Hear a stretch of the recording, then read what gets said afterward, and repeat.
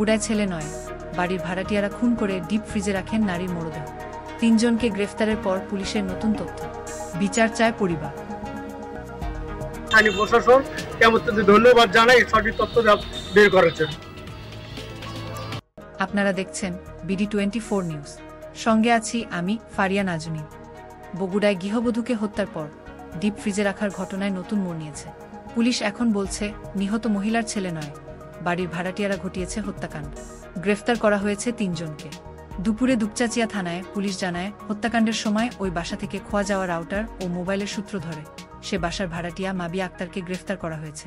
জিজ্ঞাসাবাদে তিনি স্বীকার করেন 4 মাস আগে উম্মে সালমার বাসা ভাড়া নিয়ে মাদক ও অনৈতিক কাজ চালিয়ে যাচ্ছিলেন তিনি। বিষয়টি টের পেলে বাসা ছাড়তে বলেন নিহত উম্মে সালমা। ভাড়ার পাওনা টাকা সহ বিভিন্ন ইস্যুর জেরে মাবিয়া 2 সহযোগী সুমন চন্দ্র সরকার ও মুসলিমকে নিয়ে হত্যার পর মরদেহ ফ্রিজে রেখে বেরিয়ে যান। এর আগে এই ঘটনায় জিজ্ঞাসাবাদের জন্য নিহতের ছেলে সাদ বিন আজিজুলকে আটক করেছিল র্যাব। এই সন্তানের আমি একটা আলিম মানুষ, এলাকার সুনামধন্য ব্যক্তি, আমার অত্যন্ত মানক্ষুণ্ণ করা হচ্ছে এই ব্যাপারে। আমি স্থানীয় প্রশাসন ধন্যবাদ জানাই সঠিক তথ্য বের করেছেন।